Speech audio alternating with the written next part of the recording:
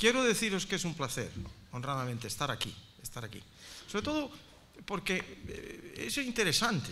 Las audiencias que he tenido, y sigo teniendo, es lo que me han dicho aquí antes de entrar. Digo yo, ¿cuántos profesores o maestros hay? Dice, pues no lo sé, muchos, 200 y pico y tal. Digo, estupendo. Dice, casi todo chicas. Y digo yo, qué bien. Entonces, no es que eso sea exclusivamente la satisfacción, que lo es, sino lógicamente la profesión. Lo que estáis haciendo en este país, los maestros, porque sea verdad, que podamos cambiar lo que realmente representa este país y que nos damos cuenta todos y cada uno, la deshonestidad, el engañarnos constantemente los unos a los otros. Nos falta entender bien muchas cosas y que hay los instrumentos y la posibilidad de cambiar, por muy latinos que seamos, y construir seres humanos a la medida de lo que realmente algunos pretendemos y queremos, porque hemos tenido la oportunidad de educarnos en otras instituciones y en particular yo, y no es absolutamente ninguna pretensión, no lo es. En mi caso ya no lo es. Pero haber tenido la oportunidad de haber sido educado quizá en la más prestigiosa universidad del mundo y saber uno de lo que está hablando cuando compara. Y podemos hacer, porque eso es la educación, poder transformar los seres humanos en seres que tengan muy presente e inconscientemente lo que son los valores, lo que son las normas que se respetan y los instrumentan, y ser también lo que podemos construir con hábitos éticos, que es de lo que yo hablo. Pero en cualquier caso, quizá, fijaos bien, el capítulo principal, pues no lo iba a mencionar en detalles, porque pretendía que viniese a la audiencia la perspectiva práctica de lo que se desprende del conocimiento de nuestro cerebro. Pero comencemos por el principio y desde luego no más de 50 minutos. Quiero hablar mínimamente de la convergencia entre ciencias y humanidades, y son fundamentos importantes. Quiero hablar o contestar a la pregunta, ¿qué es neuroeducación? Y dentro de qué es neuroeducación, contestar o aclarar lo que es el concepto trascendente de emoción. La emoción es la energía que mueve el mundo. La emoción es lo que hace que nuestra maquinaria neuronal haga de nosotros lo que somos, alumbrando la cognición. Mínimamente tenemos que hablar de eso para entender bien las raíces de lo que hablamos.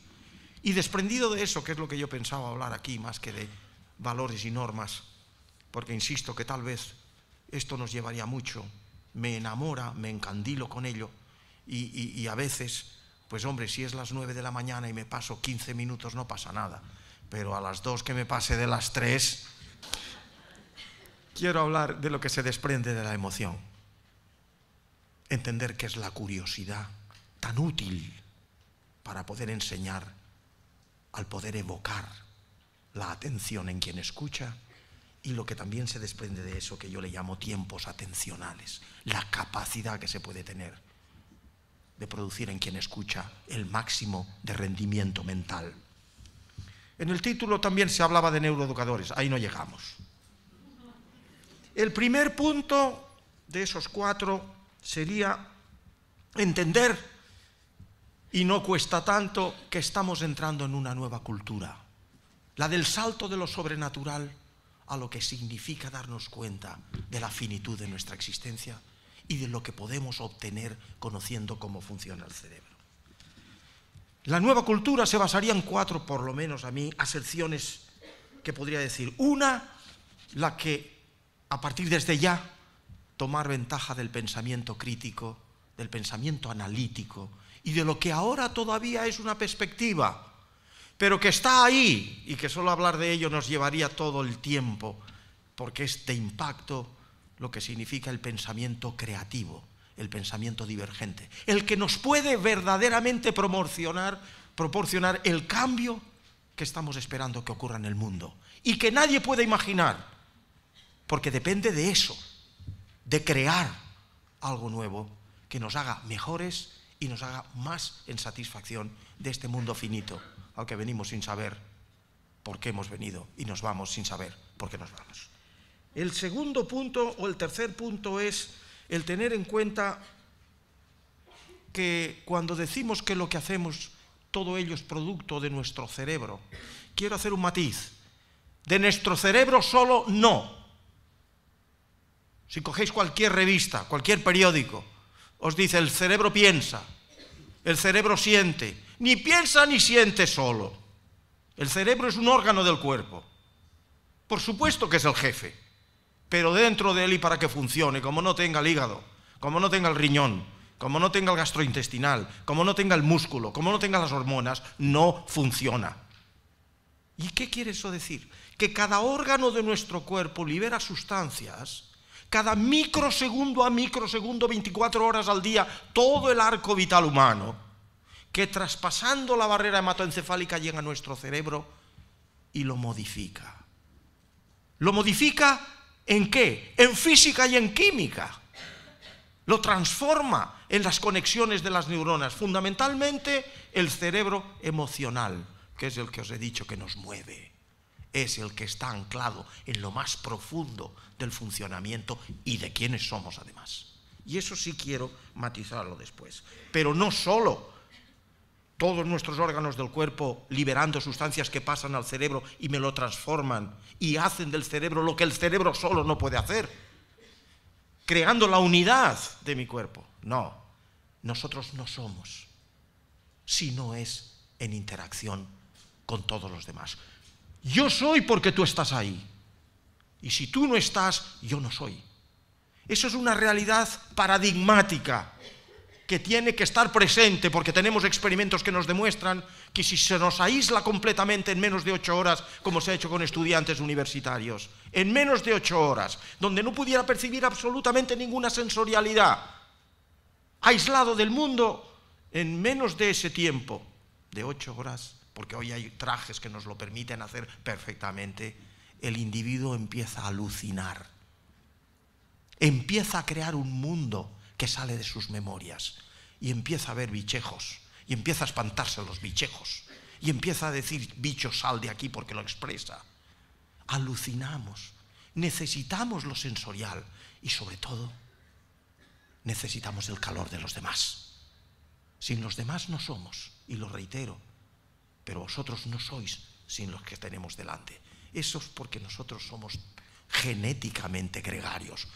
Fundamentalmente todos los mamíferos lo somos desde hace 200 millones de años.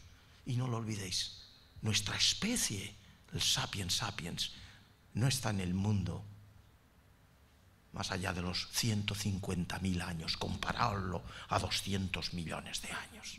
Y ahí quiero destilar luego mínimamente lo que eso tiene como significado para entender y a quién hay que enseñar.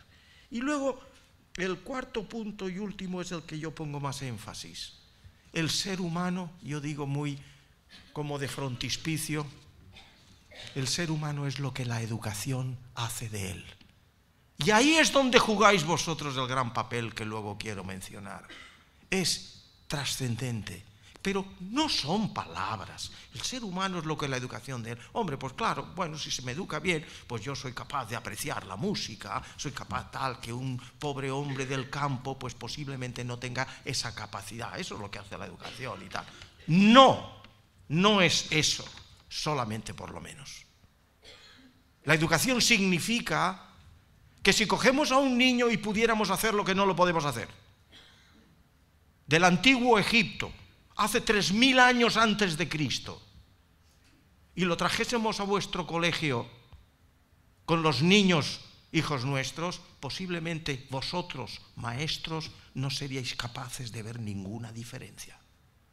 ¿Qué es lo que ha hecho del primitivismo de 3000 años antes de acá? Y si empujas el tiempo un poco del Paleolítico Superior, con nuestros niños, lo que transmitimos de boca en boca, lo que construye la cultura o ese paraguas, que son transacciones de normas, valores y hábitos que nos hacen lo que somos. Y en eso, lo reitero otra vez, vosotros jugáis un papel absolutamente trascendente y fundamental. Por eso, en mí, pobre, porque sí lo soy, es el alimento que tengo constantemente en todas las audiencias. Los maestros, que tenemos que mimar, que tenemos que cultivar, tenemos que hacer mejores, tenemos también que pagarles más, eso está claro. Pero aparte de todo eso, sois, como lo que yo suelo decir, los de las varitas mágicas. No, no es un cuentecillo que os cuente ahora, pero si de verdad os emocionáis en lo que os pueda decir ahora respecto a que tenéis una varita mágica, en que un cerebro desde el nacimiento, sea desde los 0 a 3, con sus características que sí las mencionaré, o de 3 a los 7 o de los 7 a los 18, transformáis cada vez que enseñáis y transmitís vuestra humanidad, el cerebro de los niños en la física y en la química. Pensad que en esos primeros años el cerebro pasa desde el nacimiento hasta los 3 años, 2-3 años, de 450 gramos a 1 kilo, a base de 50.000 nuevas sinapsis cada segundo. Cada segundo. Por eso lo que enseñáis tenéis la enorme, y no quiero poner peso sobre vosotros, pero sí que lo sepáis, la enorme responsabilidad de lo que estáis haciendo. Porque para bien o para mal, la física y la química de esa transformación repercutirá importantemente. Y no tendré tiempo para hablar no de esos 0 a 3 años, no del mito que se creó en el Baby Einstein. Eso está aparcado. Si alguno después hay pregunta, pero será a las 3 de la tarde, ¿eh? Y creo que preguntas poco, primero comer y luego pensar. ¿Quién decía eso? Me parece que era, no sé, en fin. En cualquier caso, lo que yo trato de deciros con todo esto, perdonadme, es que lo que cambiará el mundo es realmente la cultura en la que vivimos, la que hemos construido, y en la educación darnos cuenta que no son las nuevas tecnologías, no. Es conocer cómo funciona el cerebro en interacción con el resto del cuerpo y de vuestra unidad corporal con el medio que os rodea, sobre todo desde el mismísimo nacimiento, padres, amigos, sociales. Lo estábamos comentando, la estupidez de no darnos cuenta que todo el fracaso de un adolescente, lo que le ocurre a un adolescente, o lo que ha pasado ahora, que ha salido esta mañana un artículo diciéndonos que los adolescentes están adictos realmente a todo lo que son las nuevas tecnologías y que eso estropea realmente la conducta relativa a la atención ejecutiva que se requiere para el estudio. Eso es algo que no nos damos cuenta. Depende, no que eduquemos bien o mal a los adolescentes, no. Depende que nos enteremos que educar en valores, normas y hábitos éticos constituye hacerlo desde el mismísimo nacimiento, desde el segundo que viene al mundo, nuestros congéneres. Y es cuando, formados en ética, en moral, en lo que yo estoy tratando de decir que son los valores y las normas que los respetan, se puede llegar a una adolescencia en donde la tormenta neuronal, que no podremos hablar, se enjareta de una manera diferente. Y no hay que inventar nada, o por lo menos se puede copiar de otros países que lo hacen bien. Y aquí seguimos pensando en que cerraos, somos lo que hacemos lo que se puede. Pues no, no es suficiente. No es suficiente. Solamente deciros en la adolescencia, por si se me olvida después. No en la adolescencia, en todo el tramo. Que si las máquinas, que si las tablets, que si the phones, iPhones. Los que han inventado todo eso y las multinacionales nos invaden en Silicon Valley, los hijos de estos ingenieros superdotados, lo sabéis todos, ¿verdad? Trabajan y estudian con lápiz, papel y pizarra con tiza, porque saben las consecuencias que eso tiene para la atención ejecutiva que se requiere para estudiar. Sin embargo, nos venden, o está claro, el maldito y a veces sucio dinero. Pero en fin, bueno, no sacar esto de aquí. No sacar esto de aquí. Por eso mantengo que el maestro debe ser la joya de la corona de un país. Y es una lástima que no hayan políticos aquí para que me encienda y les diga 4 cosas.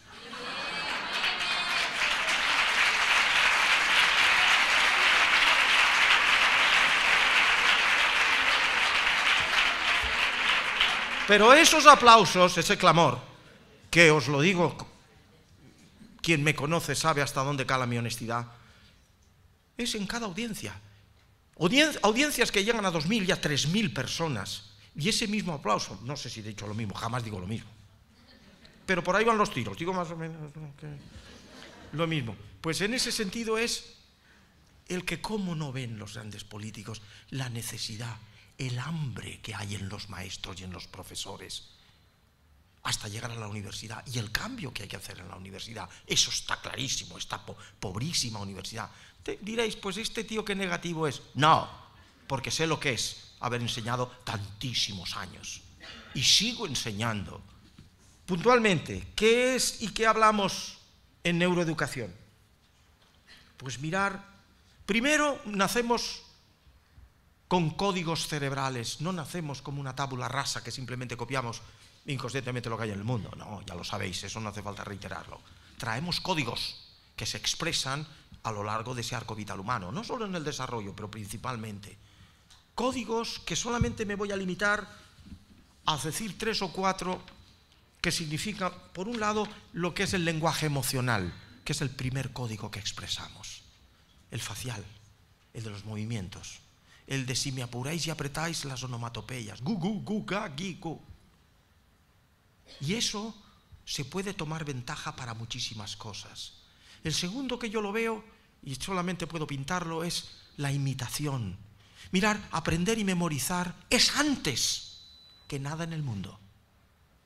Antes que comer, antes que beber, antes que cuando llegue la sexualidad, antes de etcétera, etcétera, etcétera. Lo primero, aprender y memorizar. A un niño recién nacido, con segundos salir del útero, sacarle la lengua, si queréis ver lo que es aprender durante el tiempo que podáis tener paciencia de hacerlo, y aquello que parece un cacho de carne y que es un ser humano. Veréis como si le sacáis la lengua repetidamente, te la saca.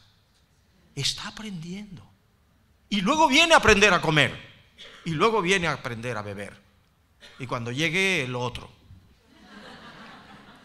Pues eso, esa imitación es la manera más rápida, porque se copia. Pero no se copia azarosamente si tuviéramos tiempo solo de hablar de la imitación.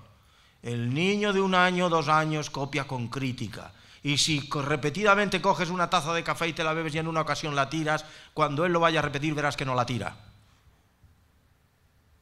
Critica ya, la crítica está en nosotros mismos cuando construimos. ¿Y el valor que tiene cuál es? La rapidez, que no hace falta mucho trabajo. Y la seguridad, porque el niño fundamentalmente mimetiza sobre todo de mamá y también de papá, y lo mencionaré ahora en un momento más. Esos son capítulos muy interesantes, pero sobre todo el juego. El juego es lo que yo llamo el disfraz del aprendizaje.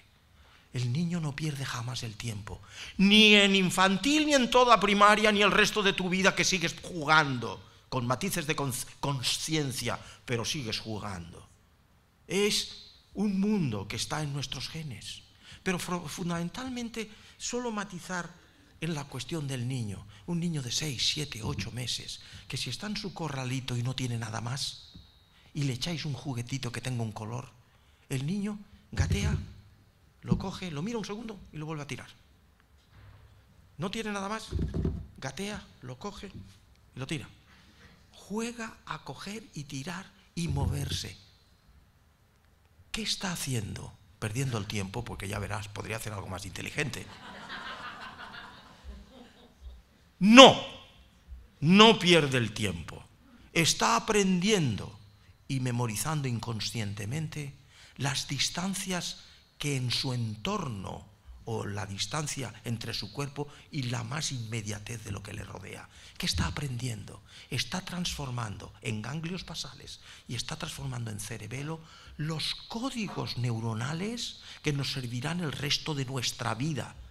Porque los complejos algoritmos que existen en la corteza motora, área 6 and 4, Bradman, no sirven absolutamente si no son que antes le dice a esos ganglios basales y cerebelo, mándame aquello tan seguro que me dijiste y que sé y que tengo para yo transformar todos los códigos que saldrán por corteza, tronco, sistema límbico, tronco del encéfalo, médula espinal, nervios periféricos y que me coordinan los movimientos para poder coger un vaso. Sin aquello yo sería tan torpe que no lo podría hacer. Esos códigos básicos fundamentales, seguros, porque esa es la seguridad que le da al caballito nada más nacer en 10 minutos echar a correr y en nosotros tarda tantísimos años, es lo que te imprime, lo que luego te hace no ser consciente de la versatilidad con que tú te manejas en el mundo motor. Pero es que, sin ir más lejos, porque eso del juego nos llevaría muy lejos, porque lo que llamamos el valor de estar al lado de la madre significa juego. La madre, el valor que encuentra en el niño es juego. Y si entendéis esto bien y sois algunas madres, que lo sé, lógicamente tendréis que también pensar que la verdad o la certeza no sirve ni es lo que da valor al aprendizaje y la memoria, sino la certeza y el error, que son parte de la misma moneda. Para aprender bien tienes que equivocarte mucho. Permitid que vuestros niños se equivoquen. No los rectifiquéis, no les deis el valor inmediato de decir, no, esto, aunque no hable, evidentemente, 6 meses, 8 meses no habla, o 1 año o 2 años no habla. Bueno, sí, algunos 2 años ya hablan algo. Lo que trato de decir es que fundamentalmente el juego lo es a lo largo de la vida, o se ha visto experimentalmente en estos niños en estos los experimentos de Harlow, que se ha podido ver cómo aislando monos rhesus de la madre fundamentalmente, son incapaces de jugar y son incapaces de hacer cualquier instrumentación que le permite trabajar en cosas por sí mismo, o es incapaz, si está aislado durante los 2 o 3 o el primer año, de tener relaciones sexuales si es macho con la hembra, no sabe hacerlo. El apego, que es el juego, es fundamentalísimo para poder tener esas capacidades, como también se ha visto en los chimpancés, alguno aislado, que luego ha sido incapaz de lo que hacen todos los chimpancés, que es el palito este que meten en los agujeritos y sacan las hormigas para comérselas. Son incapaces, eso lo vio Goodall. Es decir, el juego es básico, fundamental, y nunca perder el tiempo. Y por eso también digo, y si me lo permiten, deberes en casa no. Lo siento, por el bien de los niños, no. En casa el niño lo que tiene que tener es la alegría de poder jugar al amparo de la seguridad máxima que se tiene, que aprenda equivocándose constantemente. Eso es fundamental. Y no quiero deberes. Por lo menos podemos discutir, pero a las 3 de la tarde, no creo. Podemos discutir acerca de si qué punto de primaria podéis hablar o terminar la primaria. No. El colegio tiene que ser la instrumentación que permite que aquello sea autónomo y solamente a través del contacto familia tal, construir lo más básico de un ser humano, que es la propia educación, valores, normas y hábitos éticos. No lo olvidemos, aunque os den tantas fichas por hacer y que tenga que hacer en casa tal. No, lo sostengo aquí y lo sostengo delante de cualquier ministro de educación. Y finalmente, porque si no, esto se lleva casi toda la conferencia, aunque os prometo que son 50 minutos. Ya me avisas y en 50 minutos cortamos. Que significa que los niños, en todo lo que significa desde el principio y con los añitos, pues tienen que aprender el mundo, no de, ya os lo he dicho, no de tablets, no de phones, no de pantallas. Tienen que aprender de la realidad. Tienen que saber que es una hoja, que no es lo que enseñamos en una pantalla y le dices, Pedrito, esto es una hoja, hijo. Y estoy yo allí y le digo, maestro, eso no es una hoja. Una hoja es esas que hay milimétricas prácticamente, a esas que hay así de grandes, con una morfología, una orientación, un olor, un sonido de su crepitar si es vieja o acharolada. y suave si es muy joven. Y todo eso que yo le llamo yo, estaría aquí de la Real Academia alguien y me contaría diciéndome que eso se lo ha inventado usted, y es cierto, un percepto, que es la unidad perceptual, lo que te permite luego construir lo que vosotros prácticamente enseñáis, que son los conceptos, los abstractos, las ideas, que son con las que se construye la cognición, el pensamiento, la razón. Construye bien los perceptos y llegarás a buenos conceptos, buenos abstractos y buenas ideas. Y si no, no, ya lo estarás haciendo mal. Por tanto, hay que llevar al niño en la guardería, hay que llevar al niño en primaria, todo lo que se pueda, a construir en su cabeza lo que luego su cabeza, desde lo que es la hoja milimétrica hasta la grande, todos habéis aprendido que eso es una hoja. Y no son las dos cosas idénticas. La identidad la hace tu cerebro construyendo el concepto que le llamáis a todo caballo, independientemente que tenga 30 centímetros de lo que es la altura del lomo, a que pueda tener hasta 3 metros como los hay. Eso es distinto, y sin embargo a todo le has llamado caballo. De ahí que yo no puedo evitar muchas veces el decir que fue Platón quien realmente dijo, efectivamente, y todo esto que hay, esto de 3 que has contado, de alzada de 30 centímetros y este de 3 metros, son cosas distintas. Sin embargo, lo que yo construyo aquí, que no sé qué es, pero sé que es caballo, le llamo caballo a todo eso, después de haber aprendido que hay características, detalles, infinitos miles, que me hacen decir, esto es idéntico en el sentido de parecido. Yo construyo un abstracto. Y dijo Platón, ¿el abstracto que yo construyo existe en el mundo? Contestación de un genio, no. Luego, si eso es así, ya estamos hablando de 2400 años. ¿Qué es lo que lo hace entonces? Claramente, el mundo sensorial cambia, se muere, desaparece y aparece. Esto aquí durante toda mi vida, una vez que sé que es caballo, no desaparece. Luego tiene que ser espiritual, de una naturaleza espiritual. Y el bribón creó el alma. Y digo bribón porque nos metió en un saco donde hemos tenido que tardar 2400 años para salir de él. Porque hoy sabemos desde la neurociencia que no hay nada espiritual en eso. Lo construimos y sabemos en parte bastante ya de cómo se construyen neuronalmente, paso a paso, las ideas en nuestro cerebro. No hay nada de espiritual en nuestras ideas, son biológicas. Y segundo, porque no tengo tiempo de ir al lenguaje y pensamiento mágico. Segundo, periodos críticos o ventanas plásticas. Me interesa que sepáis lo que es. Cuando hablamos, si vosotros sois de primaria y de infantil y primaria, cuando hablamos del arco vital humano, que sepamos que no es un continuum todo lo que hay allí, posiblemente ya lo sabéis, sino en ese continuum desde que se nace hasta que se muere, lo que ocurre son lo que yo le llamo ventanas plásticas y en los libros llamáis tiempos críticos, porque son los tiempos en que se abran las mejores oportunidades genéticamente programadas para poder aprender y memorizar mejor ciertas cosas y peor otras. Conocer esos tiempos a lo largo del arco y con el tiempo las neurociencias nos enseñen, nos permitirán tomar enormes ventajas.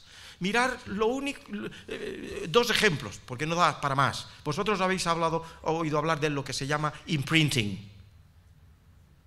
Vosotros sabéis que nosotros tenemos una evolución muy parecida con las aves, y eso se ha podido muy bien. De hecho, le dieron un premio Nobel a Konrad Lorenz, que fue el que se acostó con huevos de oca, y efectivamente a punto de romperse, y cuando salieron todos los patitos, no son patitos, son ocas, bueno, los patitos, se levantó y empezó a andar, porque sabía que el movimiento, ya lo había comprobado, era lo primero que se sigue de los recién nacidos, y habéis visto todas las fotos en donde se ven los patitos uno detrás de otro siguiendo a un Konrad Lorenz de 1,80, 1,90 y enorme. Y así lo siguieron. El apego o imprinting lo tienes ahí. Y la pregunta es, ¿en el ser humano existe? ¿Sabéis qué dura ese imprinting en las aves? 1 hora. Si no han visto nada que se mueva, no tal. Y me preguntáis, o podéis pensar, demonio, ¿y para qué sirve eso? Está clarísimo. Lo primero que se mueve, ¿quién es? La madre. ¿Y qué es lo que da la madre? La seguridad. Y ahí tenéis la supervivencia máxima. No olvidarlo. La supervivencia, que es lo que proporciona la dinámica emocional, es exactamente sostener, mantener y proteger la supervivencia biológica. Para mí es la ley sagrada. Y somos pura biología desde la perspectiva de entender muy bien la evolución biológica, que es lo que tenemos que entender. Como dijo Dobansky, no puedes entender nada en biología si no es analizado a la luz de la evolución biológica, de los 3.000 millones de años que nos han traído aquí. Y no de pronto aquí todos, que bien, tenemos un cerebro, pensamos así, bueno, y somos seres espirituales. Bueno, vale. Eso es importante transformarlo. Es importante, respetando profundamente a cada ser humano en su libertad, de lo que pueda pensar, de lo que pueda creer y de lo que pueda hacer, siempre que esté en la norma ética que nos permiten que podamos pasear por la calle tranquilamente y no nos peguen 2 tiros. Bueno, la pregunta ahora sería simplemente esto: ¿existe el imprinting en nosotros que somos mamíferos y puros mamíferos? Sí, claro que sí. Y ese imprinting o apego se detecta hasta antes del nacimiento y dura aproximadamente 1 año. Mientras que el ave es 1 hora, en nosotros es 1 año. Es la voz de la madre. La voz de la madre intraútero ya mueve los potenciales en el cerebro del niño. Pero es que después exactamente igual. La distingue perfectamente de cualquiera, incluida la del padre. Distingue a la madre, que es la protección máxima. Eso también es importante saberlo. Y hay, por ejemplo, más paradigmático, la ventana plástica de lo que es el lenguaje. Un niño que desde 0 a 7 años nunca haya oído hablar, no hablará nunca bien. Posiblemente incluso pueda que no hable. Porque la ventana plástica o periodo crítico se ha cerrado.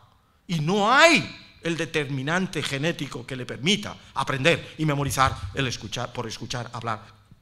Y que no cuesta absolutamente nada si se hace así de pasivo. Pero dentro de esas ventanas plásticas es todo tan complejo que hay una ventana plástica para la semántica en ese aprendizaje del lenguaje. Y lo hay para la sintaxis. Y lo hay para la prosodia. Y para el colorido emocional y para la tonalidad. Todo eso es neurociencia que es muy compleja, de cuyos resultados tengo que contar lógicamente el problema que tenemos a la hora de transferirlo todavía al colegio, que todo el mundo ya está dando másteres y grados, o sea, como si aquí lo supiéramos ya todo y que hay que aplicarlo, sin entender que hay que ir muy despacio. Hay que enseñar, como sabéis, qué es lo que más nos gusta, que son los silencios que fecundan. Y eso no lo tenemos presente, esa vorágine nos la proporciona el entorno que tenemos, las multinacionales. Go, go, go. No more go. Slow it down. Es verdad. Porque al final, ¿dónde vamos? ¿Tenemos el smartphone? Yes. I'm practicing. Perdón. ¿Lo tienes ahí? ¿Lo entiendes? Muy bien. Pues no han pasado más de 3 meses que ya te salen y dicen, bueno, ahora mira este nuevo, tíralo. Y tienes que aprenderlo de nuevo, tienes que no sé qué. Pero ¿quién te manda? La plasticidad cerebral es el tercer código. Somos lo que somos gracias a ese plasticón del griego clásico, que significa cambio. Nuestro cerebro cambia constantemente, en la física y en la química, en la fisiología, en la anatomía. Es decir, en lo que se puede medir. Es tan grande eso. Lo tienen todos los bichos, sobre todo mamíferos, por supuesto. Tenemos neuronas nuevas constantemente en una parte del cerebro que tiene que ver con la memoria explícita, consciente, episódica. Es decir, nosotros cambiamos. Mirad, cambiamos tanto como para garantizar yo aquí, ahora, por todo lo que conocemos contrastado, que quien de aquí de la audiencia haya tenido mínimamente algo de lo que yo voy diciendo, como un wow, qué interesante, algo que hayas puesto una emocionalidad, que es lo que ancla bien aprender y memorizar, que hayas dicho eso para que en 24 horas, posiblemente si no en algunos 48, la parte del hipocampo que codifica para la memoria de tu mañana, decir, fulano dijo tal cosa, ha cambiado la sinapsis en su física y su química. Vuestro cerebro cambia, sobre todo si viene por el vehículo de la emoción. Y entonces lo que os he dicho, que es solo una o dos conferencias, lo que significa en preescolar o infantil o en adolescencia, lo que son hábitos, memoria. Mirar, de 0 a 3 años o a 4, 3 y medio, el niño no guarda memoria explícita, ya lo sabéis muchos. Es inconsciente, trabaja solamente emocionalmente. De manera que hace las cosas, sí, claro, pero no guarda memoria consciente. Ni nunca se va a poder transformar lo que le haya ocurrido a un niño de 0 a 3 años y medio, de lo que no guarda memoria consciente, transformarlo en consciente.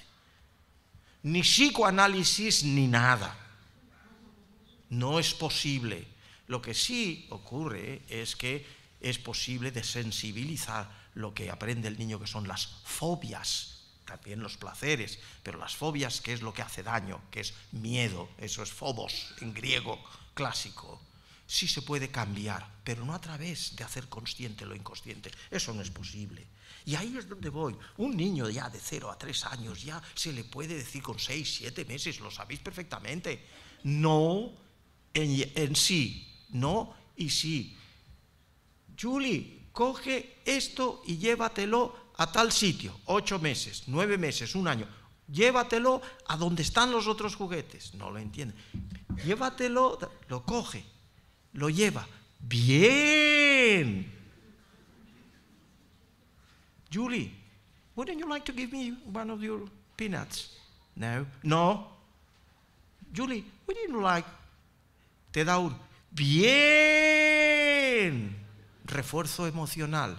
Cuando Julie le pega un arañazo al hermanito o al padre, un mordisco, aunque solo sea porque le está saliendo el diente y es una necesidad física romper la salida, dando un bocado.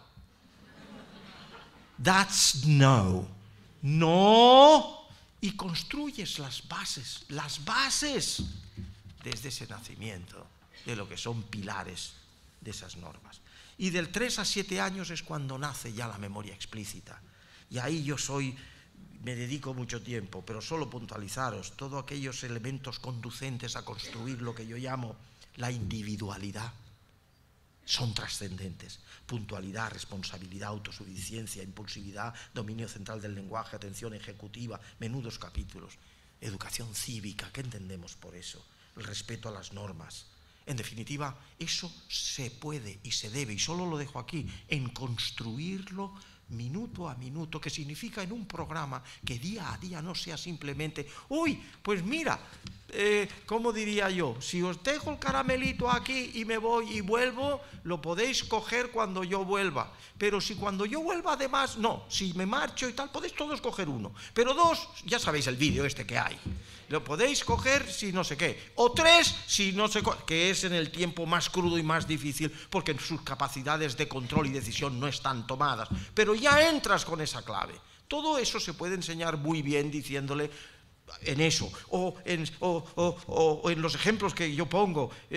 Tú puedes coger la manzana del frutero de tu casa, ¿verdad? Sí. ¿Y quién te dice nada si coges la manzana? Nadie, ¿verdad, hijo? Con 3, con 4, con 5 y con 6 y con 7, nada. Pero lo que no puedes hacer nunca es hacer lo mismo como lo acabas de hacer, que te acabo de ver en el recreo, de coger la manzana a Pedrito de su mano. Eso no se puede hacer, porque como dijo el Evangelio, sin ser creyente, ¿te gustaría a ti que te la quitaran? Y se queda espaventado.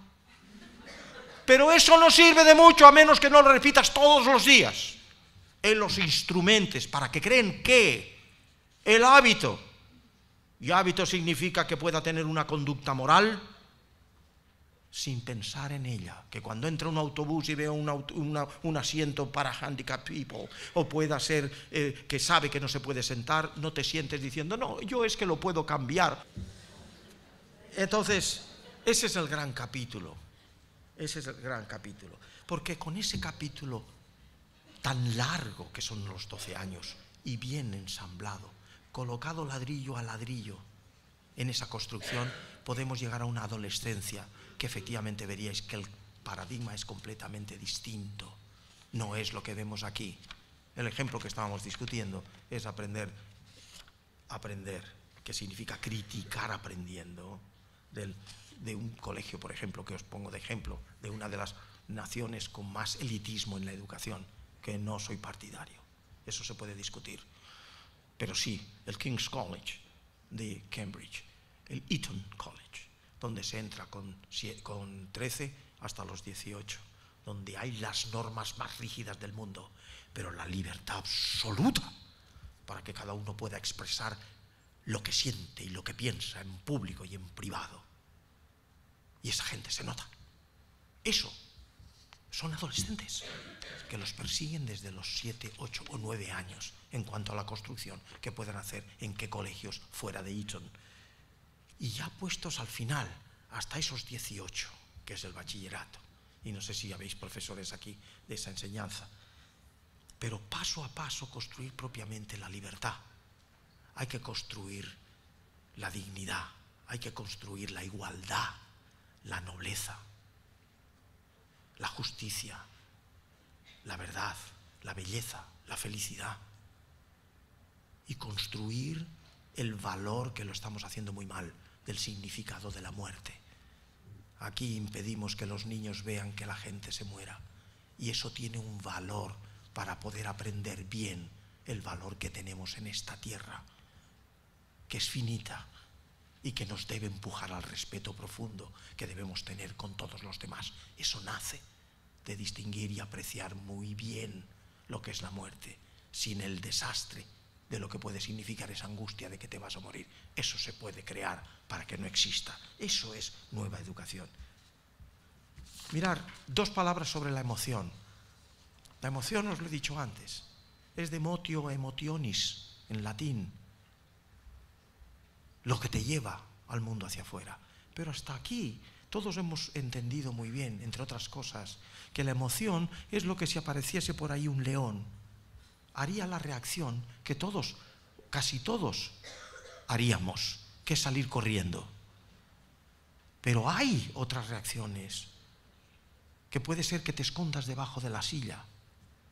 O pueden también ocurrir que haya alguien aquí con capacidad, por Dios sabe qué motivo, o causa, o situación, que se enfrente al león y se dé bofetadas con el león. Aquí nosotros que estamos tranquilitos y sin leones, nos reímos.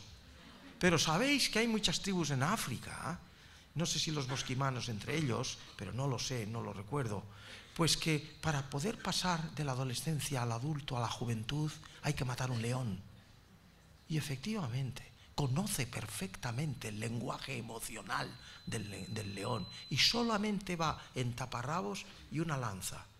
Y siempre matan al león, nunca lo matan a él, porque conoce perfectamente que es el león y conoce su lenguaje y lo asusta, a no ser que tenga mucha hambre. Pero en circunstancias normales lo asusta. Lo que estoy tratando de decir es que tenemos 3 reacciones posibles, que son fight, flight, fright. Huida, miedo y bueno, no sé, eso.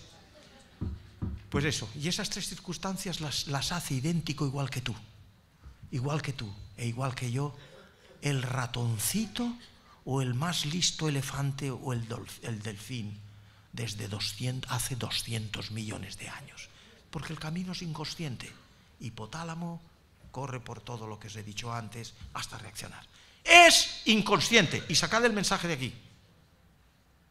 Cuando alguien nos hable de conciencia, de emoción, no sabiendo que es casi la mayoría de todos nosotros, porque lo confundimos con sentimiento, la emoción es siempre el mecanismo de tu cerebro inconsciente. No sabes, cuando has tenido la reacción ante el león y te has subido a la pantalla, te llamo y te digo, Purita, baja. ¿Por qué te has subido a la pantalla? No lo sé. He sido inconsciente. Nadie sabe qué es lo que ante esa situación le ha hecho ver inconscientemente que era mejor la pantalla que romper los cristales y saltar, que también habrían muchos. No lo sabe. Son los mecanismos por los que opera el cerebro. La salvaguarda de la supervivencia. No lo olvidéis. Pero sí quiero deciros quiero que salgáis de aquí sabiendo que en los 700 gramos de corteza cerebral, que es casi 1 kilo, Dios mío, donde se construyen esos conceptos abstractos e ideas, la información de la botella que yo veo y construyo en todo mi cerebro, que es muy complejo, entra al cerebro emocional, en donde en el cerebro emocional hay como un hombrecito que dice bueno, malo, regular, rechazable, placentero, le da un significado al mundo. Sin el cerebro límbico, sin el que quiere decir límite, limbus.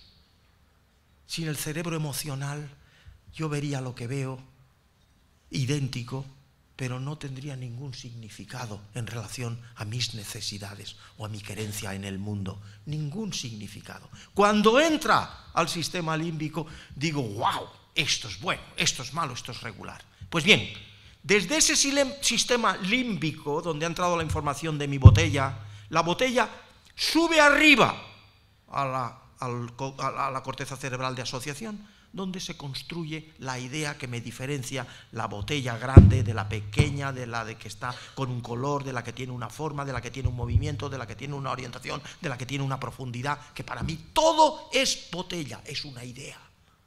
Es la universalización del conocimiento. Lo que me permite la riqueza de poder decir, ayer vi una botella en la acera, y ahí no te importan detalles de ningún tipo para saber de lo que estoy hablando. Eso es la velocidad con la que algunos podemos caminar con el mundo construyendo cosas nuevas. Eso es el conocimiento.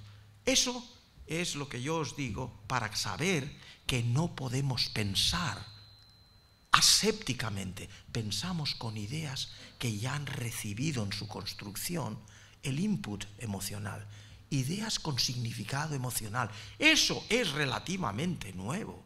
¿Qué quiere decir? No hay razón sin emoción ni pensamiento que puedas elaborar de una manera coherente y sistemática y bien hecha y ensamblada si no es con la emoción.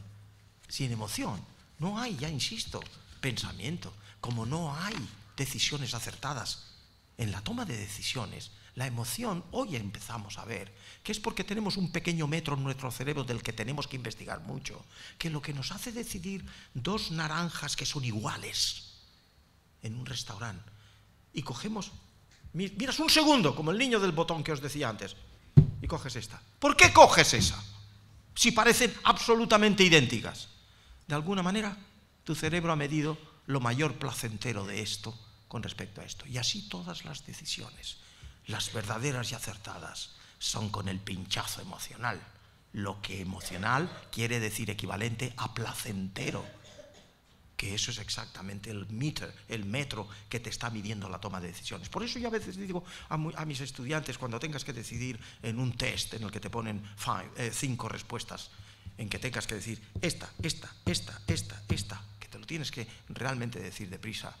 Llegas después al razonamiento, cuando has hecho eso casi inconscientemente, si has estudiado muy bien. Si no has estudiado bien, mejor que no decidas. Pero si lo has estudiado muy bien, acerta diciendo esto, esta. Y cuando llegas a la razón y quieres repasar aquello, lo que me lo miras, y de alguna manera dices, caramba, sí, está claro, sí, esta, no, era la 3, la 2, la 1... No lo sé, y le pones una interrogación. Sigue. Pues bien, si vuelves a ello y sigues teniendo un lío, consejo de buen maestro, marca la primera que marcaste. En un 80% aciertas. Bueno, total. Y finalmente los sentimientos.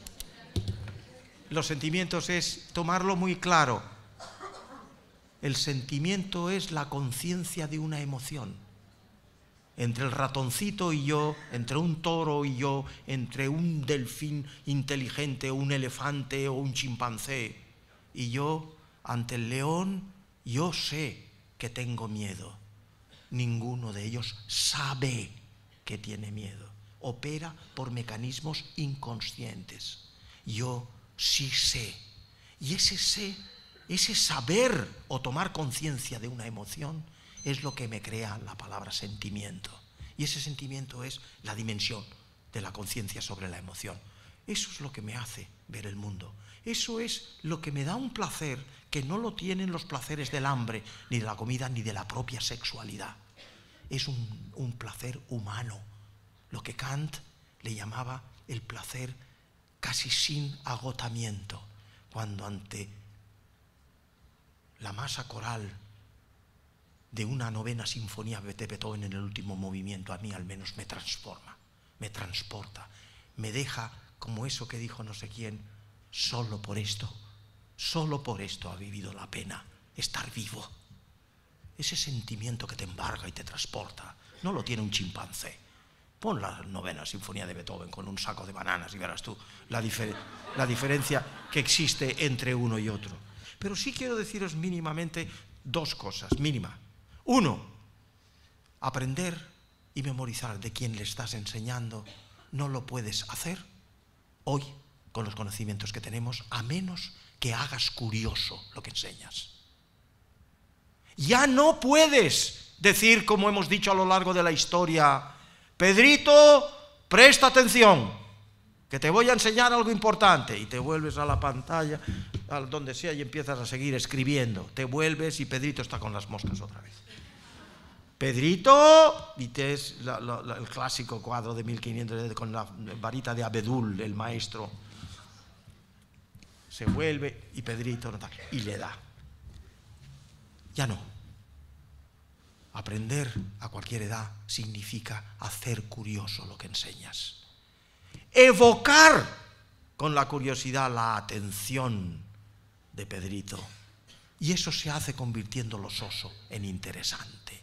Eso es posible aprenderlo. Unos mejor que otros, como todo en la vida. Pero hay que realmente hacer ese esfuerzo de darnos cuenta que Pedrito no tal, o como con vosotros ya a la hora que es, que yo os miro y a muchísimos os veo con los ojos como platos.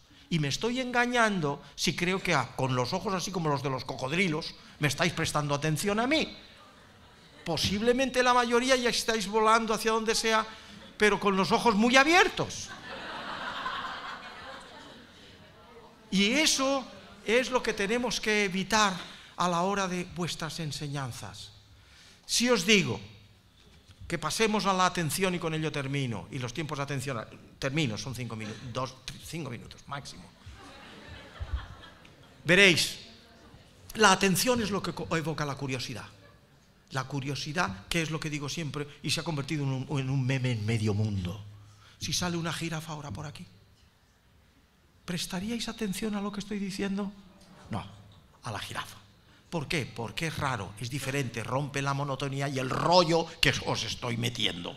Y estaríais todos atentos a la jirafa en lo que hace, en cómo se mueve, qué cuello tiene, cómo huele, cómo no sé qué, cómo no sé cuántos, porque tendríais cuento para el resto de la vida que en el escenario de donde el Paco Mora da una conferencia salió una jirafa.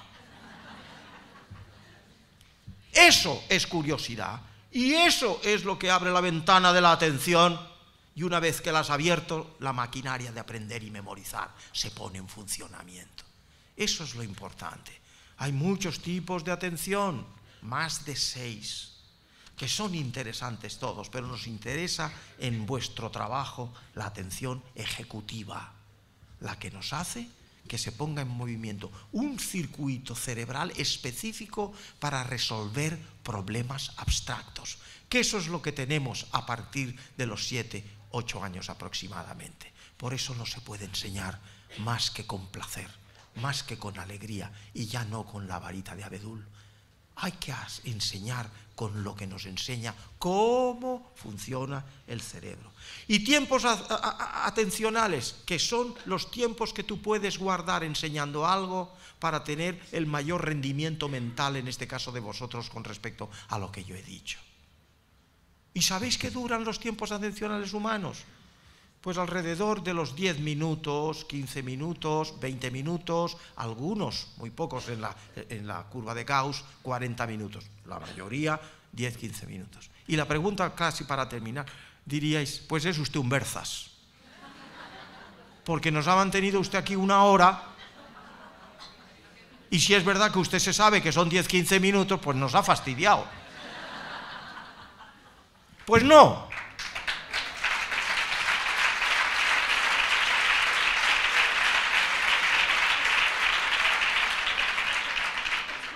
Pues no soy un Berzas. ¿Por qué? Aquí sí hay que contestar el por qué.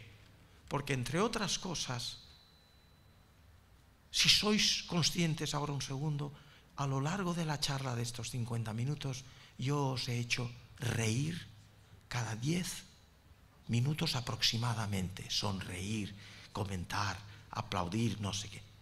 Es que se ha descubierto que esos 10 minutos de intensidad de rendimiento mental máximo, que son lo que se utiliza, ya lo sabéis, los MOOC, los Massive Open Online Courses de las más prestigiosas universidades del mundo, duran 10 minutos, no duran más, porque se sabe que la extracción máxima de eso es exactamente lo que se requiere para aprender la esencia, y de ahí el valor de los MOOC. Bueno, en lo que voy es que 10 minutos sube la atención máxima, y cuando, sobre todo si el maestro sabe que hay que evocar con la curiosidad lo que enseña, y sube arriba, pero independientemente de eso, a los 15 minutos el foco atencional baja. Si en ese momento el maestro sabe, como debe saber ya, que hay que cortar la secuencia académica de lo que enseñas y hablarle de cualquier otra cosa, la que queráis, o enseñarle lo que queráis, o hacerle algo anecdótico, pero que rompa el discurso durante 30 segundos o un minuto o minuto y medio, y luego lo retoma, veis que la atención, eso ha sido registrado, sube otra vez. Y así a los 10-15 minutos otra vez desciende y de nuevo lo rompéis. Pues yo, sin que lo sepáis, cada 15 minutos, listo, no soy muy listo, pero que lo he aprendido, os he hecho reír, os he hecho que os rebajéis, os he hecho que de nuevo pongáis en actividad la red neuronal que constituye la atención ejecutiva. Eso es importante, y tener muy en cuenta que esa atención es también muy plástica, porque no es lo mismo alguien que es como profesor relativamente soso y aburrido, como lo que es con una capacidad de abrir los ojos de la gente, abrir los ojos de los estudiantes. No es lo mismo el tema, que muy interesante, como un tema que pudiera ser aburrido. No es lo mismo el que tiene mucho el que tiene mucho entrenamiento enseñando, que aquel que tiene muy poco. No es lo mismo la edad a lo largo del arco vital de lo que significa el poder prestar más o menos atención, porque fundamentalmente depende de factores como es el área de Brodmann 9, memoria de trabajo, entre otras cosas, que es lo que codifica para eso, y con la edad cronológica, que no la biológica. Hay gentes muy mayores con esa capacidad, aunque sean muy pocos comparado a los muchos que tienen de 18 años, pero lo hay. Y eso tendría el curso de darnos cuenta de muchas cosas nuevas que ahora están aconteciendo y que nos pueden dar un cambio en nuestra concepción de lo que puede significar la educación para todo lo que somos nosotros. Señores, muchísimas gracias.